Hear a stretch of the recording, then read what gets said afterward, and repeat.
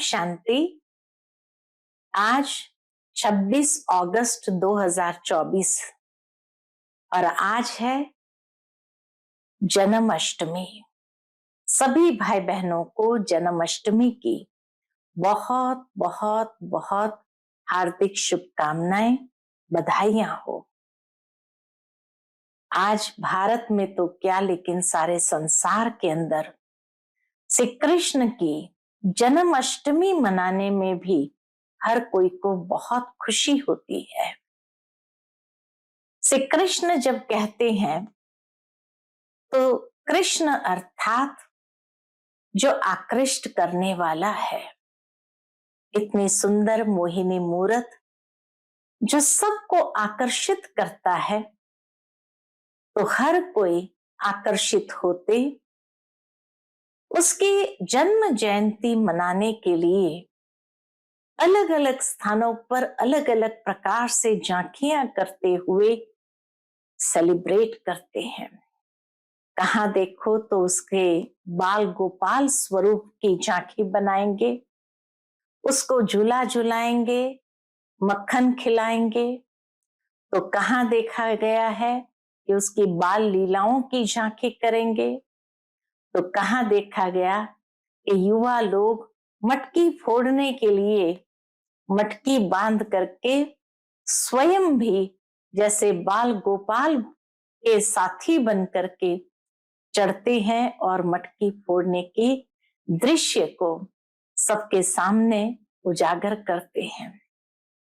ऐसे अनेक प्रकार के दृश्य आज सभी के नैनों के सामने आते हैं, लेकिन परमात्मा ने इन सभी लीलाओं के जो आध्यात्मिक अर्थ समझाया है कि किस तरह ये लीलाओं के पीछे भी एक बहुत सुंदर आध्यात्मिक रहस्य है, उनको समझते हुए जब हम अपने जीवन में उन धारणाओं को पक्का करते हैं तो वास्तविक रूप से हमें उसको सेलिब्रेट करने में भी आनंद आता है। ये जन्म जयंती ऐसी है जहां हर कोई बड़े आनंद से, उमंग उल्लास से उसको सेलिब्रेट करते हैं और मनाते हैं। तो आप सभी को भी आज विशेष श्री कृष्ण जन्माष्टमी की बहुत बहुत हार्दिक बधाइयां हो। सुनते हैं आज के बाबा के अनमोल मधुर महावाक्य। ओम शांति। मीठे बच्चे, बड़ा बाबा तुम बड़े आदमियों को ज्यादा मेहनत नहीं देते हैं। बड़ा बाबा, बाबा कहे बड़े आदमियों को ज्यादा मेहनत नहीं देते, सिर्फ 2 अक्षर याद करो। कौन से? अलफ और बे। आज की मुरली से प्रश्न है, रूहानी बाप का मुख्य कर्तव्य कौन सा है जिसमें ही बाप को मजा आता है? उत्तर, रूहानी बाप का मुख्य कर्तव्य है पतितों को पावन बनाना। बाप को पावन बनाने में ही बहुत मजा आता है। बाप आते ही है बच्चों की सदगति करने, सबको सतो प्रधान बनाने, क्योंकि अब घर जाना है। सिर्फ एक पाठ पक्का करो, हम देह नहीं आत्मा है। इस पाठ से बाप की याद रहेगी और पावन बनेंगे। ओम शांति। रूहानी बाप बैठ रूहानी बच्चों को समझाते हैं। बाप को भी मजा आता है तुम बच्चों को पवित्र बनाने में, इसलिए कहते हैं पतित पावन बाप को याद करो। सर्व का सदगति दाता वह एक ही बाप है और कोई है नहीं। यह भी तुम अभी समझते हो कि अब घर जाना है जरूर। पुरुषार्थ ज्यादा करने के लिए बाप कहते हैं याद की यात्रा जरूरी है। पुरुषार्थ ज्यादा करने के लिए बाबा कहते हैं कि बच्चे याद की यात्रा जरूरी है, याद से ही पावन बनेंगे। फिर है पढ़ाई। पहले अलफ बाप को याद करो, पीछे यह बादशाही, जिसके लिए तुमको डायरेक्शन देते हैं। तुम जानते हो 84 जन्म कैसे लेते हैं। सतो प्रधान से तमो प्रधान बनते हैं। सीढ़ी नीचे उतरना होता है, अब फिर सतो प्रधान बनना है। सतयुग है पावन दुनिया, वहां एक भी पतित नहीं। सतयुग में ये बातें होती नहीं। मूल बात है पावन बनने की। अभी तो पवित्र बनो, तभी नई दुनिया में आएंगे। बाबा कहे पवित्रता की धारणा से ही नई दुनिया में आएंगे और राज्य करने के लायक बनेंगे। सबको पावन बनना ही है, वहां पतित होते ही नहीं। जो अभी सतो प्रधान बनने का पुरुषार्थ करते हैं वही पावन दुनिया के मालिक बनेंगे। मूल बात ही एक है, बाप को याद करने से सतो प्रधान बनना है। बाप कोई ज्यादा मेहनत नहीं देते हैं, सिर्फ कहते हैं अपने को आत्मा समझो। बार बार कहते हैं पहले ये पाठ पक्का करो, हम देह नहीं हम आत्मा है।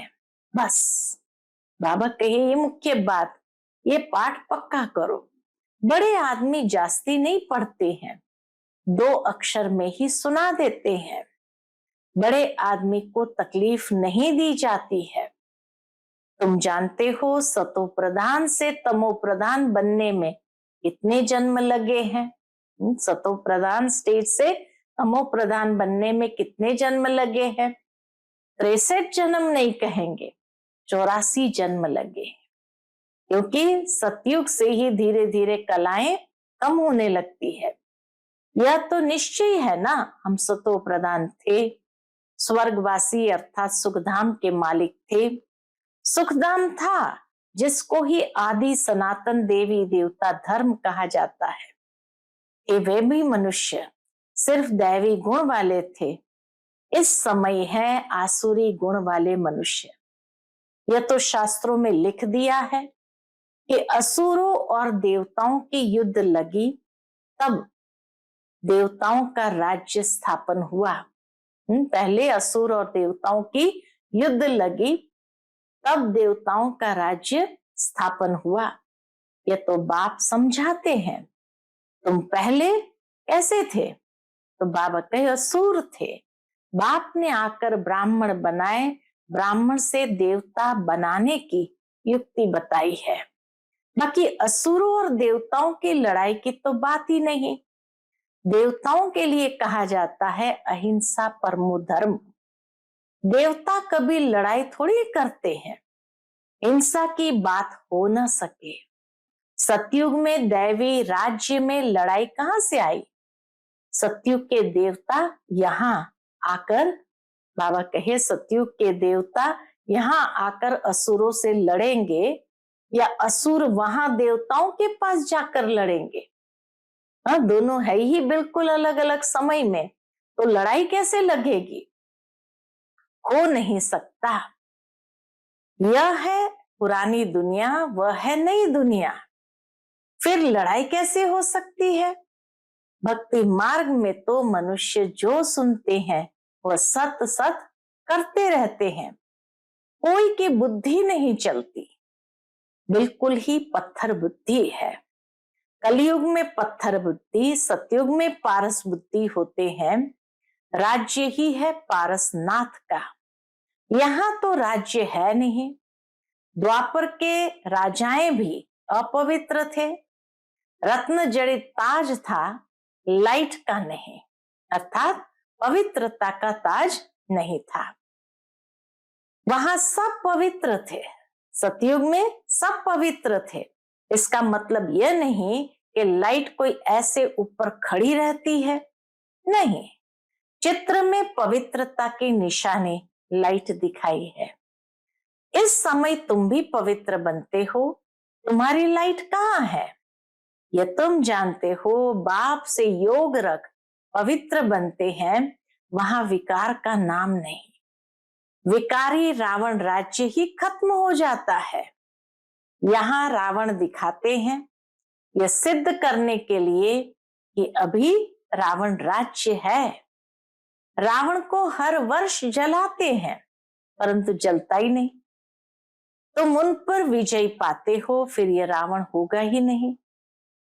तुम हो अहिंसक, तुम्हारी विजय योग बल से होती है। याद की यात्रा से तुम्हारे जन्म जन्मांतर के सब विकर्म विनाश होने हैं। जन्म जन्मांतर अर्थात कब से, विकर्म कब शुरू होते हैं? पहले पहले तो तुम आदि सनातन देवी देवता धर्म वाले ही आए हो। सूर्यवंशी फिर चंद्रवंशी में 2 कला कम हो जाती है, फिर आहिस्ते आहिस्ते कला कम होती जाती है। अब मूल बात है, बाप को याद कर सतो प्रधान बनना है। जो कल्प पहले सतो प्रधान बने थे वही बनेंगे, आते रहेंगे। नंबरवार तो होते हैं, फिर ड्रामा अनुसार जब आएंगे तो भी नंबरवार ऐसे ही आएंगे, आकर जन्म लेंगे। ड्रामा कितना विचित्र बना हुआ है, इसको जानने के लिए भी समझ चाहिए। जैसे तुम नीचे उतरे हो, अब फिर चढ़ना है। नंबरवार ही पास होंगे, फिर नंबरवार नीचे आएंगे।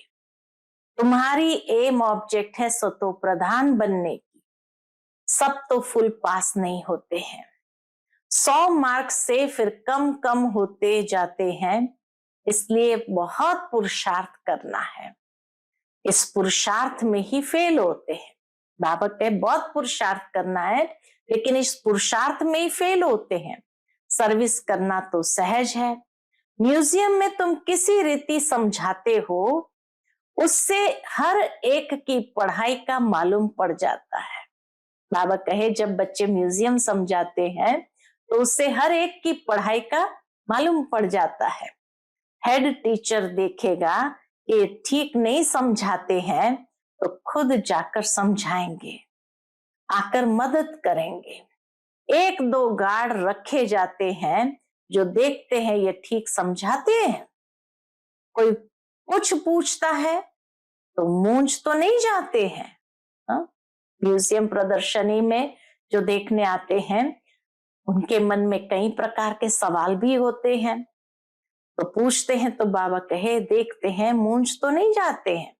यह भी समझते हैं सेंटर की सर्विस से प्रदर्शनी की सर्विस अच्छी होती है, प्रदर्शनी से म्यूजियम में अच्छी होती है।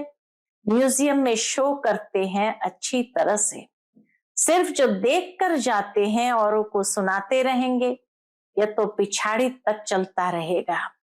ये गॉड फादरली वर्ल्ड यूनिवर्सिटी अक्षर अच्छा है, इसमें मनुष्य का तो नाम ही नहीं। इनका उद्घाटन कौन करता है?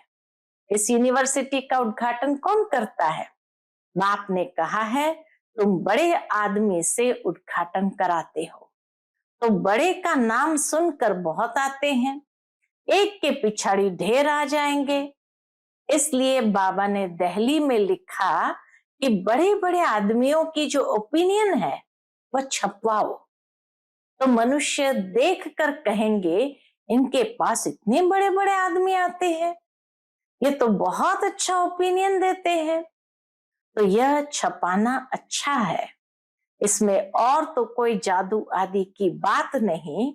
इसलिए बाबा लिखते रहते हैं ओपिनियन का किताब बनाना चाहिए, यहां भी बांटना चाहिए। गाया जाता है झूठी काया झूठी माया झूठा सब संसार, इसमें सब आ जाता है। बहुत है जो कहते हैं यह रावण राज्य राक्षस राज्य है।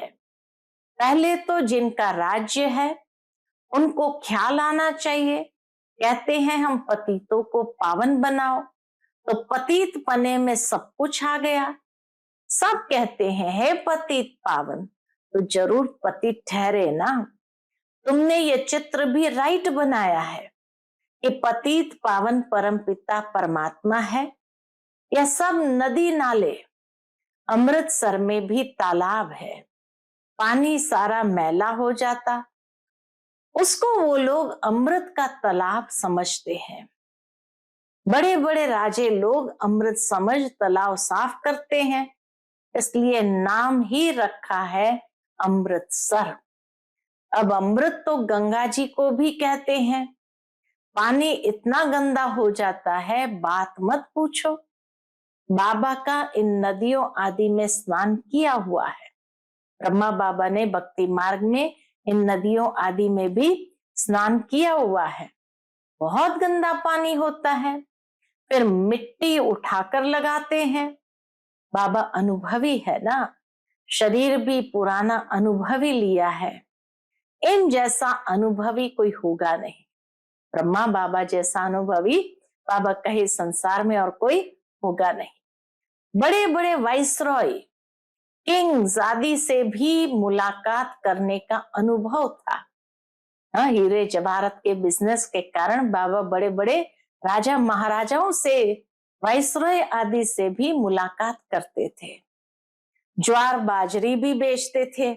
बस 4-6 आना कमाया तो खुश हो जाते थे बचपन में। अब तो देखो कहाँ चले गए। गावड़े का छोरा फिर क्या बनते हैं। बाप भी कहते हैं मैं साधारण तन में आता हूं। यह अपने जन्मों को नहीं जानते हैं। कैसे 84 जन्म ले पिछाड़ी में छोरा बना, ये बाप बैठ समझाते हैं। चरित्र न श्री कृष्ण के हैं न कंस के हैं।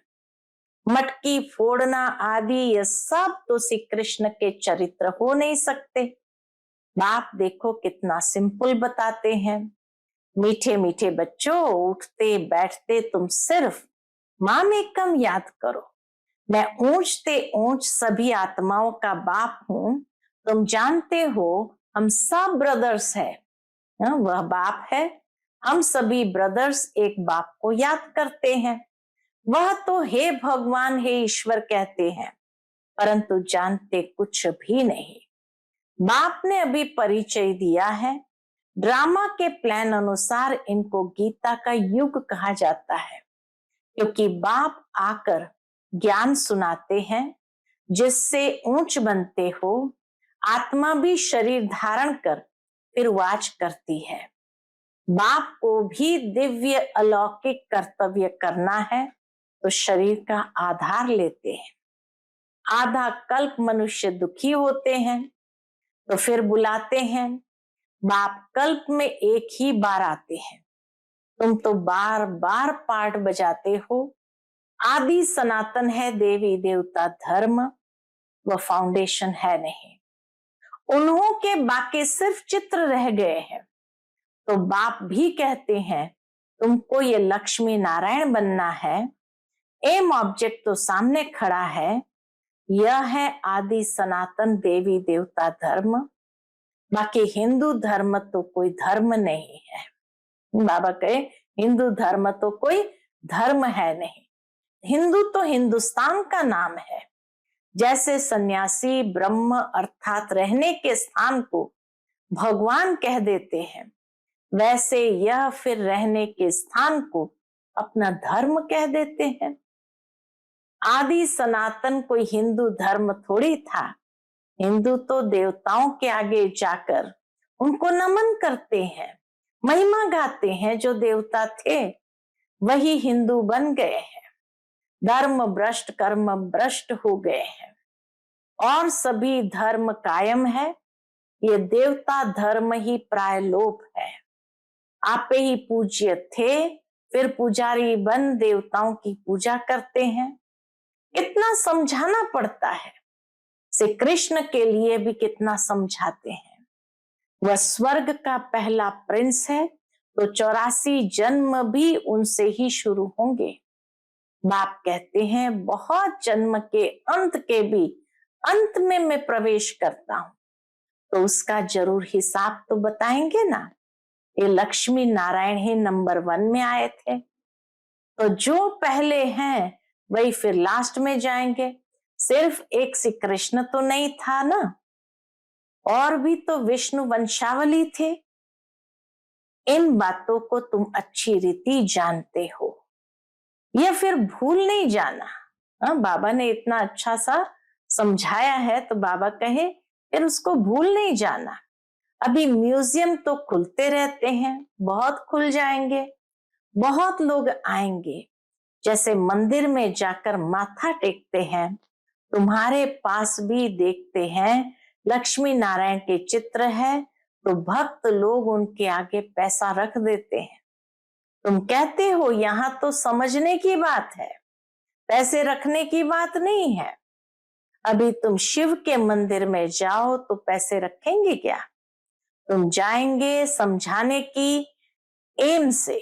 बाबा कहे तुम जाएंगे शिव के मंदिर में समझाने की एम से, क्योंकि तुम इन सब की बायोग्राफी को जानते हो। मंदिर तो बहुत है, मुख्य है शिव का मंदिर, वहां औरों की मूर्तियां क्यों रखते हैं फिर?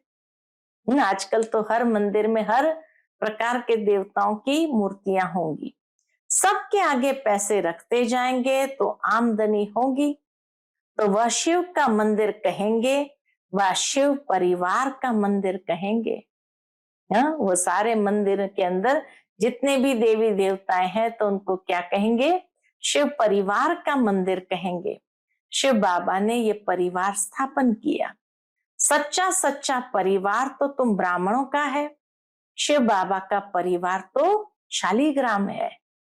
शिव बाबा निराकार है तो उसका परिवार तो शालीग्राम का है।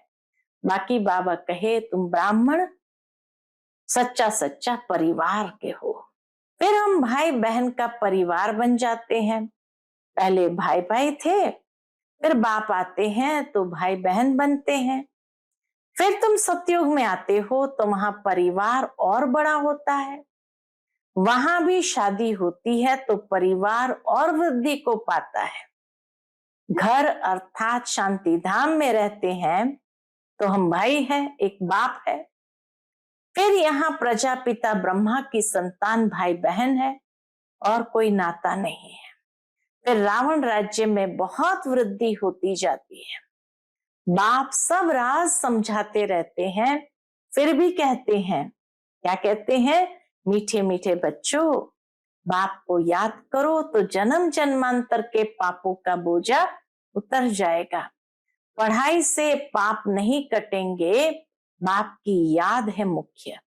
पढ़ाई से पाप नहीं कटेंगे, याद से ही पाप कटेंगे। अच्छा, मीठे मीठे सिक्किल दे बच्चों प्रति माता पिता बाप दादा का याद प्यार और गुड मॉर्निंग। रूहानी बाप की रूहानी बच्चों को नमस्ते। हम सभी रूहानी बच्चों की रूहानी माता पिता बाप दादा को याद प्यार, गुड मॉर्निंग और नमस्ते नमस्ते। शुक्रिया बाबा, शुक्रिया। आज की मुरली से धारणा के लिए मुख्य सार है। पहली पॉइंट, फुल मार्क से पास होने के लिए अपनी बुद्धि को सतो प्रधान पारस बनाना है। मोटी बुद्धि से महीन बुद्धि बन ड्रामा के विचित्र राज को समझना है। दूसरी पॉइंट, अभी बाप समान दिव्य और अलौकिक कर्म करने हैं। डबल अहिंसक बन योग बल से अपने विकर्म विनाश करने हैं। आज का बाप दादा का मधुर वरदान हम बच्चों के प्रति है, कर्म और योग के बैलेंस द्वारा ब्लेसिंग का अनुभव करने वाले कर्म योगी भव। कर्म और योग के बैलेंस द्वारा ब्लेसिंग का अनुभव करने वाले कर्म योगी भव। कर्म योगी अर्थात हर कर्म योग युक्त हो। कर्म योगी आत्मा सदा ही कर्म और योग का साथ अर्थात बैलेंस रखने वाली होगी। कर्म और योग का बैलेंस होने से हर कर्म में बाप द्वारा तो ब्लेसिंग मिलती ही है, लेकिन जिसके भी संबंध संपर्क में आते हैं उनसे भी दुआएं मिलती है। कोई अच्छा काम करता है तो दिल से उसके लिए दुआएं निकलती है कि बहुत अच्छा माना ही दुआएं हैं। बहुत अच्छा जब किसी के मुख से निकली तो बहुत अच्छा माना ही दुआएं हैं। आज का स्लोगन है, सेकंड में संकल्पों को स्टॉप करने का अभ्यास ही कर्मातीत अवस्था को समीप लाएगा। सेकंड में संकल्पों को स्टॉप करने का अभ्यास ही कर्मातीत अवस्था को समीप लाएगा। अच्छा, ओम शांति।